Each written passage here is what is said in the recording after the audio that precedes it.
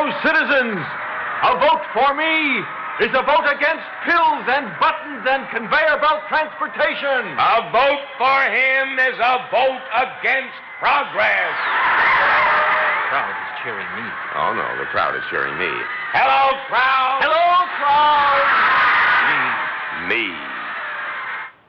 Let's listen and see which one they're really cheering for. As Theater 5 brings us a story called The City Manager.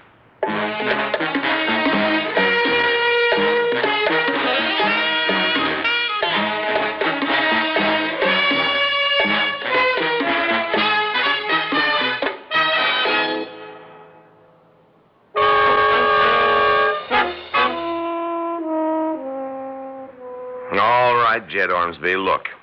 I'm the city manager of the pride of the Midwest, this city of felicity. And I don't care how things seem at this moment. I'm the best city manager any city ever had. The city council gave me a free hand, and I've used it. If things seem to have turned out badly right this moment, I shouldn't be blamed. It's all your fault.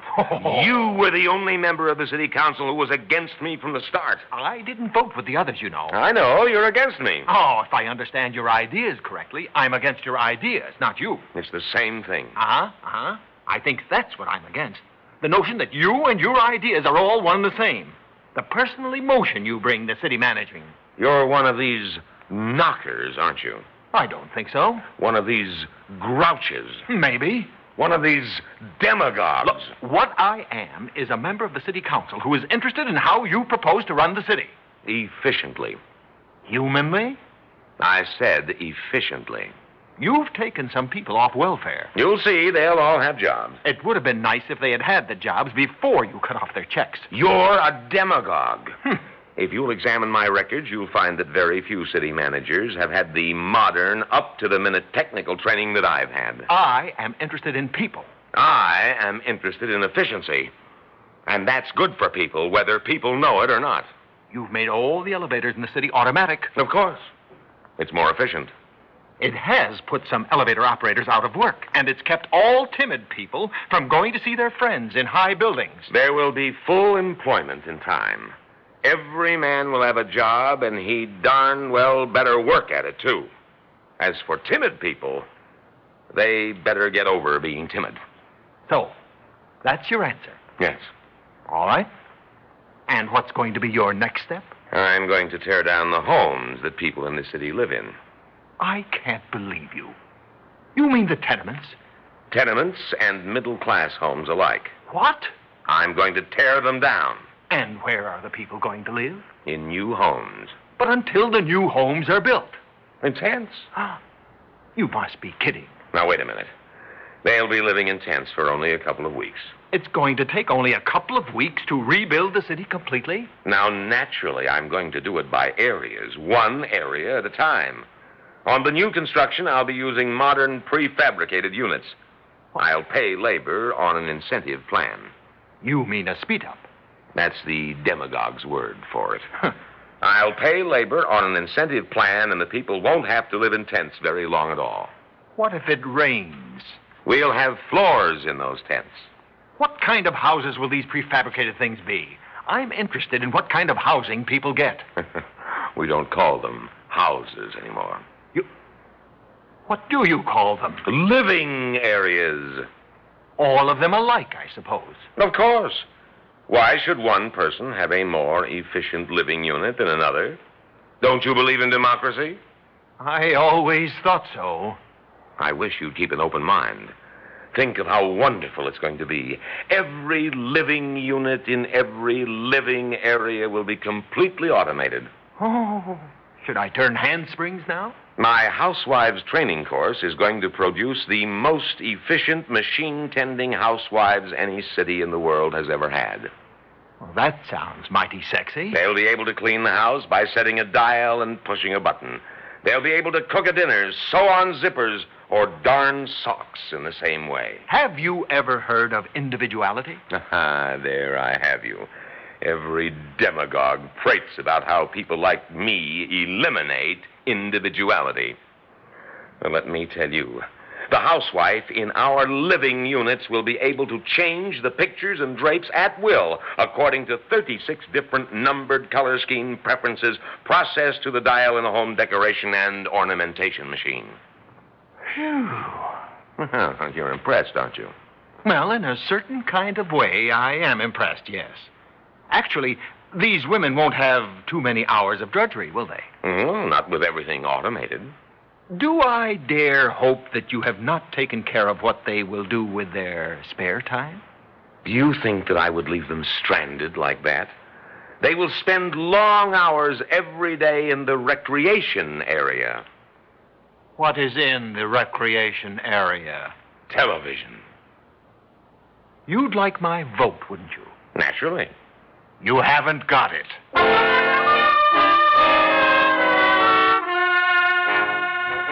Well, that's the kind of obstructionism I was up against. But I had been given fair warning, so I called in the chief of police. You wanted me, Mr. Dennison? Yes, Chief. You know we've got one grouch on the city council, don't you? Jed Ormsby. That's right. Now, I think he's going to stir up trouble, and so I order you to augment the police force. Draft the biggest and healthiest young men we have in the city. Fine. Can I teach them special tactics? You know better than to ask me a question like that. Oh, I'm sorry, sir. The answer is yes, and you never asked me. Well, fine.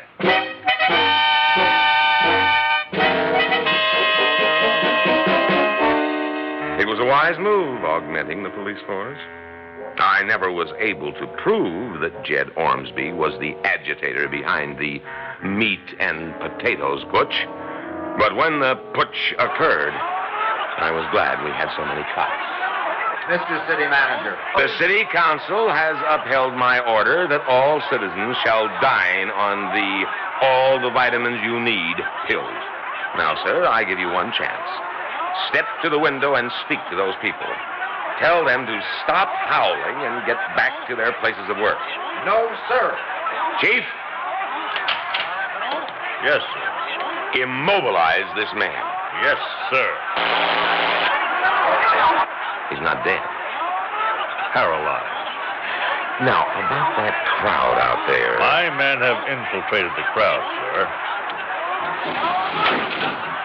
All right, men.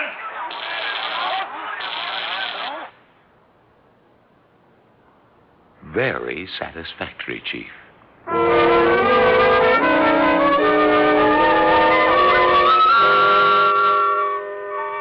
The police department's prompt and efficient handling of the meat and potatoes putsch caused a most idyllic tranquility to descend upon the city. Suddenly, the people knew that they were the happiest people in the world. I do not say this idly. I took a scientific poll of their attitudes, using policemen as pollsters. The people all said that they loved our various programs. Of course, Jed Ormsby still complained. Now, what's this that you're doing to the roads?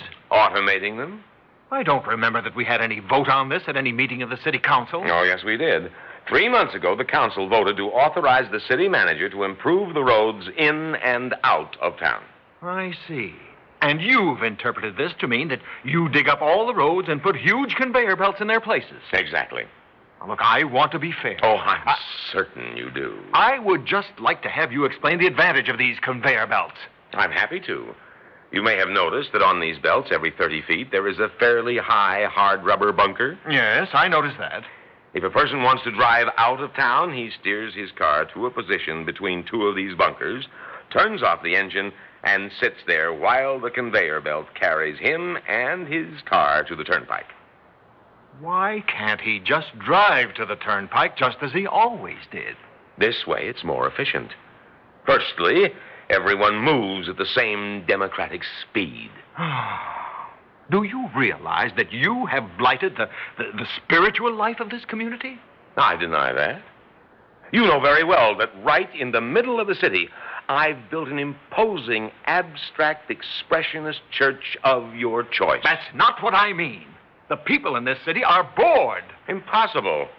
The television sets play in the recreation area 24 hours a day. What's that sound? Explosion.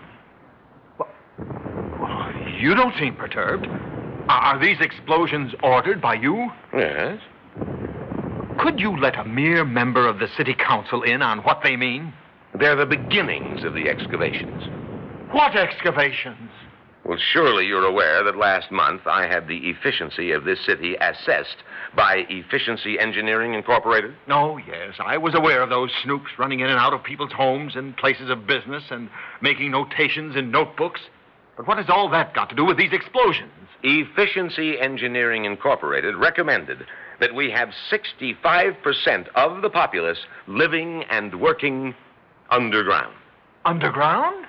Exactly. There are fewer distractions underground.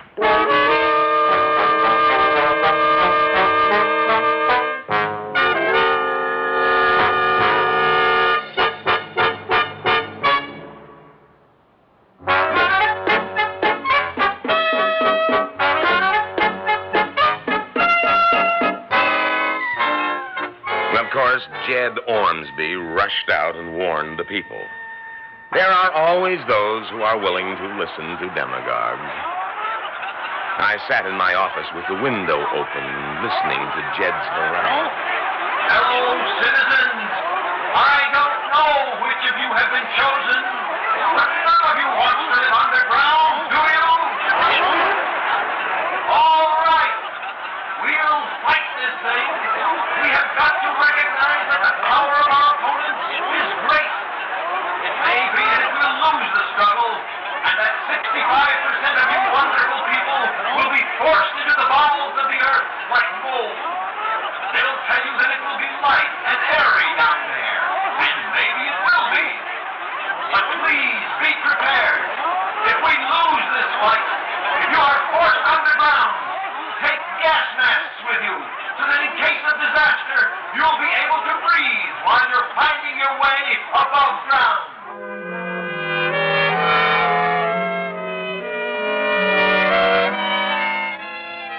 Such was the absurdity of Jed Ormsby's plea to the mob. The police force was, of course, prepared to deal with any disorders. But as we went ahead with our excavations, the populace did not riot.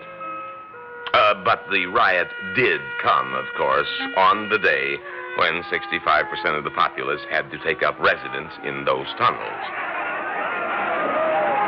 They'll have to be immobilized, Chief. Give the signal. Yes, sir. All right, man.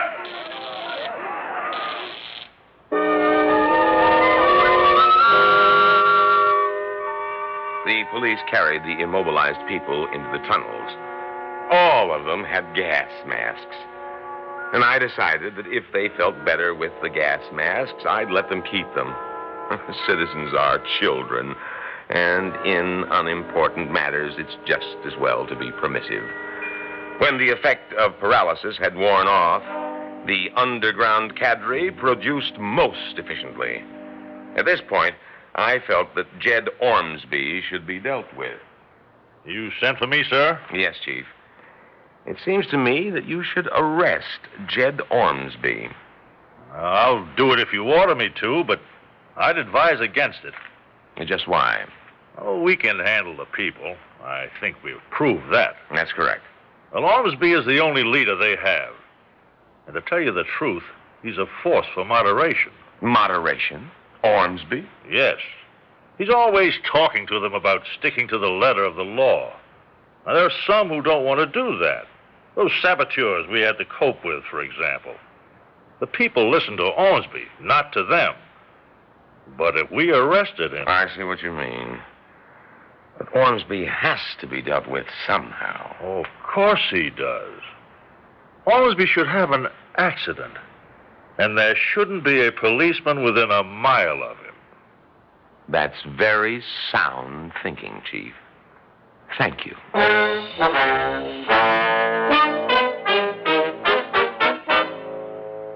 An accident.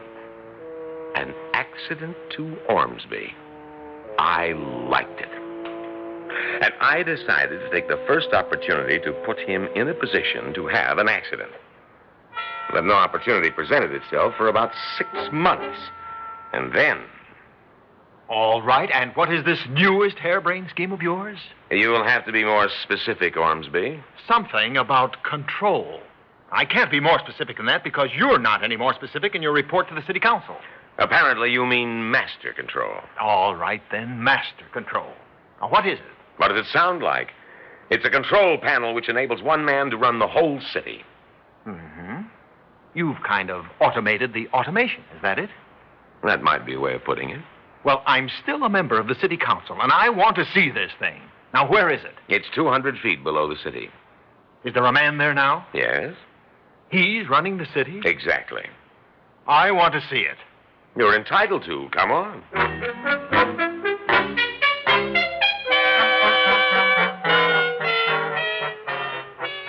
I took him to the special self-service elevator which sped down the shaft toward master control. On the way down, we talked. I think I'm going to launch one last big campaign against you, Dennison. Is that so? Maybe. It's either that or else in some way sacrifice myself to the liberation of the people. This is the empty bombast of a demagogue. Possibly. I'm not always sure myself of the purity of my own motives. It's refreshing to hear you admit it. Yes, isn't it? What I dislike so about you is that you're never uncertain of yourself. I haven't been wrong yet. Production is up 28.3%. You've been wrong every step of the way. I don't know anything about this master control thing, but I'll bet it's wrong, too. Well, we'll see. Here we are. Right this way. Hello there, Rolf. Hello, Mr. Dennison. This is Mr. Jed Ormsby, member of the city council. I'm going to show him the master control panel. Very well, sir. You, Rolf, you can take the handcar and go over to the underground recreation area. Oh, thank you, sir. No, why can't he stay here? Now, do as I say, Rolf. Thank you very much, sir. I didn't want him here. You and I may be having arguments. I see your point. Is this the master control panel? Yes. You see that button? Yes. That's for the conveyor belt highways. And this one is for all the elevators in the city. You mean it supplies power to them? That's right. Here's one for the tracks in the tunnels. This is for all the refrigeration in the city. Mm-hmm. Here's one for the air conditioning in the underground domicile units. Well, all this is very big. All the elevators, all the air conditioners, all the tracks, all the roads. These are very big concepts indeed. You're very good at big things. You're no good at little things. What do you mean? Well, look there at that cable. On the end of it are two prongs that go into that plug, right? Right, And that plug is screwed into that electric socket, right? right, And from that socket comes all the power to run everything in the city, right? right. Well, suppose we removed the prong from the plug. No, now put that back. Oh, everything's gone dark. Well, don't worry. I've got a flashlight. See? But nothing in the city is running now. I know. That's just my point. Now, suppose instead of putting the prongs back in the plug, we unscrew the plug. No, now don't do Now, that. don't worry. I've got the plug in my hand. I've got a good grip on it. I haven't lost it. We can get everything running again in a minute. Now, you insane fool. I was going to wait to kill you, but you. I've had enough from you.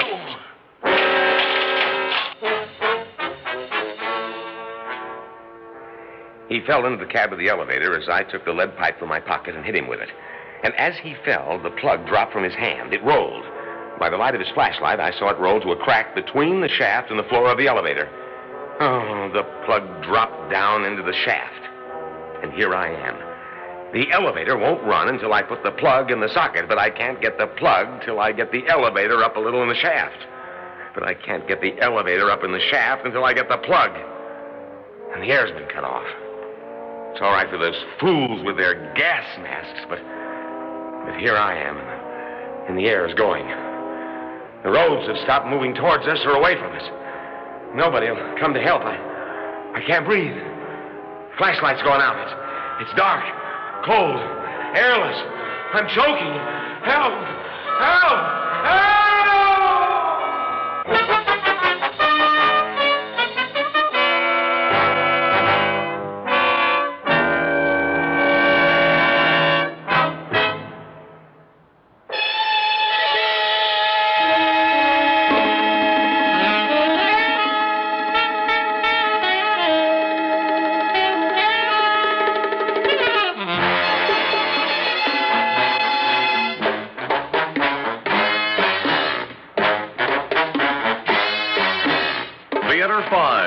has presented The City Manager, written by Robert Senadella and directed by Ted Bell. In the cast, Leon Janney, Owen Jordan, Charles Randall, and Jack Hurdle. Audio engineer Marty Folia. Sound technician Ed Blaney. Script editor Jack C. Wilson. Original music by Alexander Vlastotsenko. Orchestra under the direction of Glenn Osser.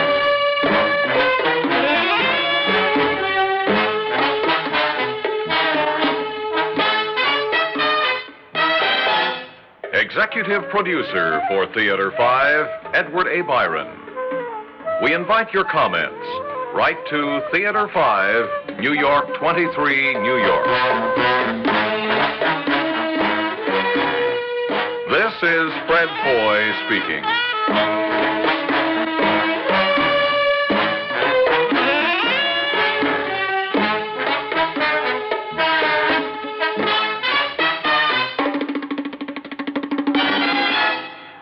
This has been an ABC Radio Network production.